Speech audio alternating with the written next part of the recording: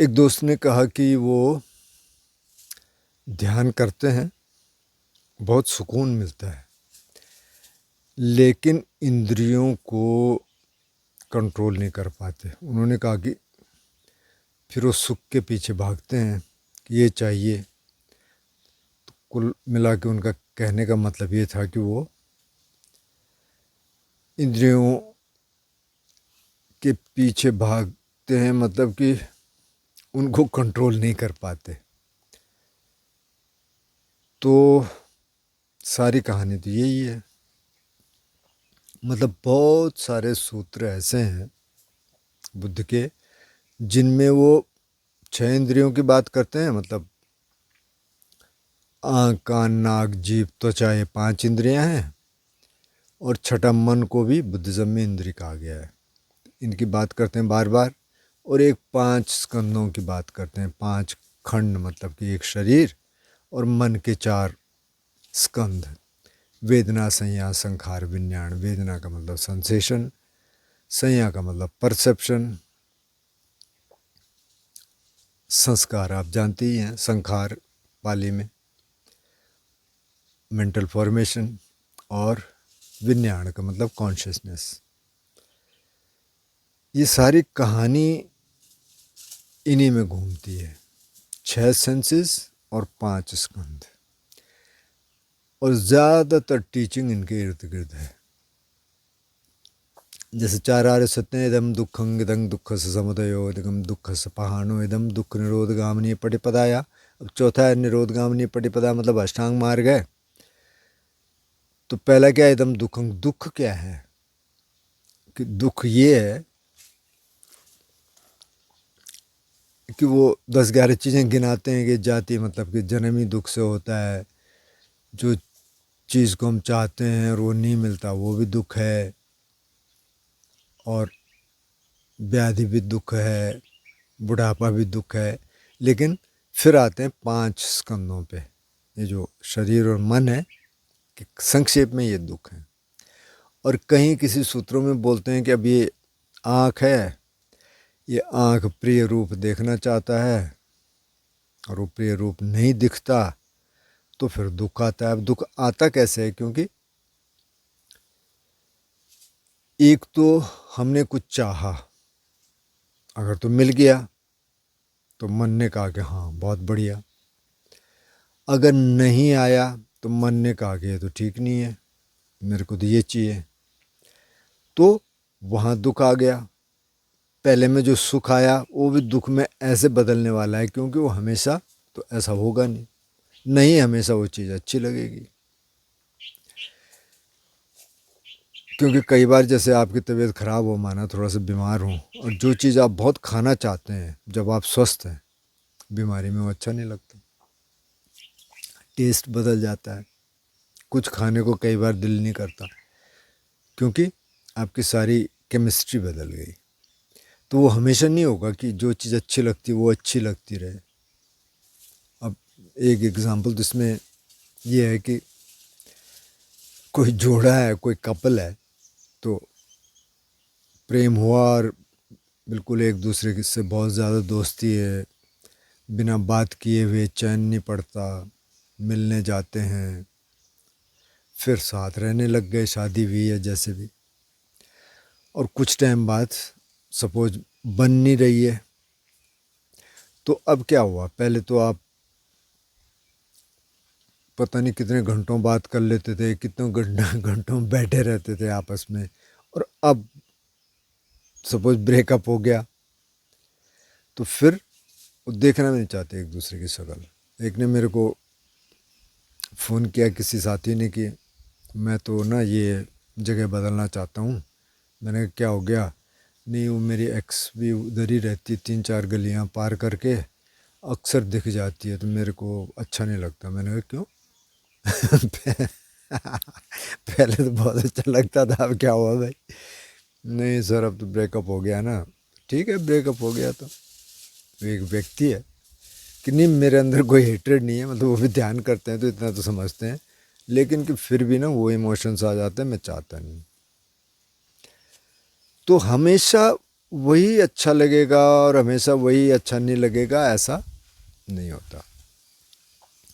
तो अब आप कह रहे हैं कि ध्यान से सुकून तो मिलता है, लेकिन फिर इंद्रियों के पीछे भाग जाते हैं। तो सारा सारा का सारा निचोड़ तो यही है, क्योंकि ये तो होता रहेगा। ये कई लोग कहते हैं कि जी फिर से हम बुरी आदतों में पड़ गए, फिर से हमने फ़ोन देखने शुरू कर दिया और फ़ोन के बाद जो कुछ होता है वो होना शुरू हो गया। तो एक चीज़ आप ये देखिए कि हमको रोज़ ध्यान करना है। अगर आपने शुरू कर दिया, अगर आपने शुरू नहीं किया तो फिर शुरू कर दीजिए। 5 मिनट 10 मिनट, उससे बहुत सुकून मिलता है। धीरे धीरे वो सिस्टम में आ जाता है, फिर थोड़ा बढ़ जाएगा। 10 मिनट से 15 मिनट होगा, 20 होगा, 25 होगा। कई लोगों ने कहा कि ध्यान उनका थोड़ा सा बढ़ गया है, बहुत अच्छा। तो उससे सुकून मिलता है, लेकिन फिर से आप इंद्रियों के पीछे भाग जाते हैं। उसमें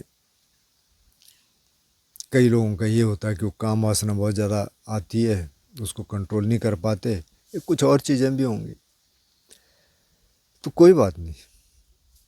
उसको आप ऐसा देखिए कि अभी ये है, तो पहले जो कुछ है उसको एक्सेप्ट कर लीजिए। उसके बहुत सारे तरीके हैं, मतलब काम वासना जाग रही है तो उसको कम करने के तरीके हैं, कई स्ट्रेटजीज़ हैं। और चीज़ें हो रही हैं तो उसके भी तरीके हैं, हमने डिस्कस किए हैं। अगर आप फिर पूछेंगे तो फिर बताएंगे। तो उन तरीक़ों का इस्तेमाल करिए, लेकिन एक चीज़ रखिए कि ज़बरदस्ती मत करिए। कई बार अगर हम ज़बरदस्ती करते हैं, ज़बरदस्ती अगर किसी चीज़ को दबाते हैं तो बहुत ज़्यादा ऊपर आएगा। उसको समझना है, पहले तो एक्सेप्ट करना है। अब आपने एक्सेप्ट कर लिया कि हाँ भाई ऐसे तो हो रहा है, तो फिर दूसरे रास्ते निकलेंगे। ध्यान आप कर रहे हैं तो ध्यान से आपको स्ट्रेंथ मिलती रहेगी, मन को समझने में आसानी रहेगी। फिर जैसे जैसे आप ध्यान बढ़ाएंगे, पहले तो बैठने वाला या थोड़ा बहुत वॉकिंग मेडिटेशन, फिर आप जब इस ध्यान को थोड़ा सा ज़िंदगी में ले आएंगे, मतलब कि डेली लाइफ में। अब आप खा रहे हैं, आप चल रहे हैं, आप ऑफिस में हैं, या किसी के साथ बात कर रहे हैं, जो भी कर रहे हैं कार्यकलाप, उसमें आपकी अवेयरनेस है।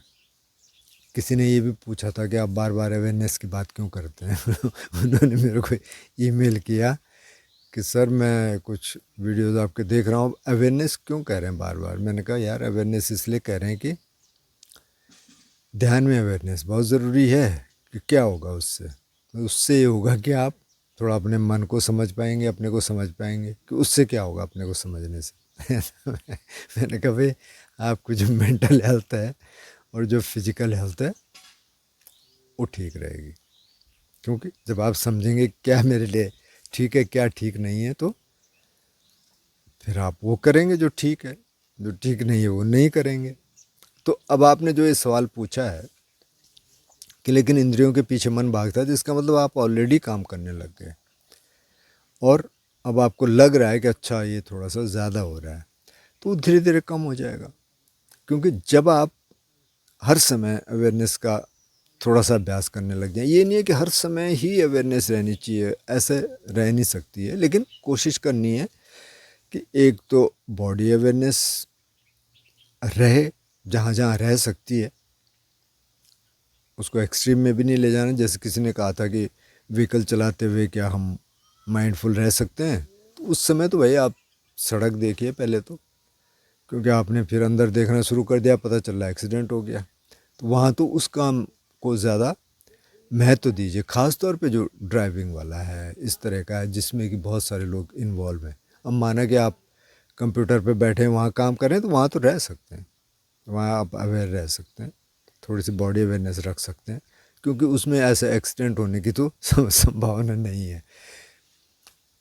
तो और काम जो है उसमें धीरे धीरे आपकी अवेयरनेस आने लग गई, आपने थोड़ा सा बॉडी को देखना शुरू कर दिया, और सिचुएशंस में आपने देखना शुरू कर दिया। गुस्सा आ रहा था तो आपने कभी कभी आपको याद आ गया कि अच्छा मैं थोड़ा पहले अपने को देख लेता हूँ, और थोड़ा सा आप पीछे हट गए मतलब कि जो एक्सप्रेस करना चाह रहे थे वो आपने नहीं किया, तो वहाँ से काम आसान होना शुरू हो जाएगा। और एक्सट्रीम में मैं ये कह रहा हूँ कि एक्सट्रीम में मत ले जाए कि मतलब आप खाने पीने की चीज़ें हैं, कुछ चीज़ें आप खा रहे हैं, हो सकता है हेल्थी ना हो, चलो कभी कभार ठीक है, मतलब जैसे हम कहते हैं जंक फूड मत खाइए ज़्यादा, चलो कभी कभार खा सकते हैं, कम कर दीजिए, क्योंकि अल्टीमेटली अगर बहुत जंक फूड खाएंगे तो वो आपके लिए सही नहीं है, फिर पेट ख़राब होना शुरू हो जाएगा। एक सज्जन आए थे, कहने लगे कि मैं तो अब सुबह सुबह एक भगोना चाय पीता हूँ, नहीं तो पहले मेरा वही नहीं बनता, मोशन ही नहीं बनता। तो मैंने उनसे कहा थोड़ा सा आप फाइबरस फूड खाइए, थोड़ा पत्ते वाली सब्जियां खाइए। बोले नहीं, डॉक्टर ने मना कर रखा है क्योंकि उससे इन्फेक्शन होने का खतरा है। तो वो सारी चीज़ें उनको पता है, लेकिन अब डॉक्टर कह रहा है ये भी मत करिए वो भी मत करिए। तो ऐसी स्थिति क्यों हुई? क्योंकि जब वो शुरू हो रहा था ना, तब हमने ध्यान नहीं दिया।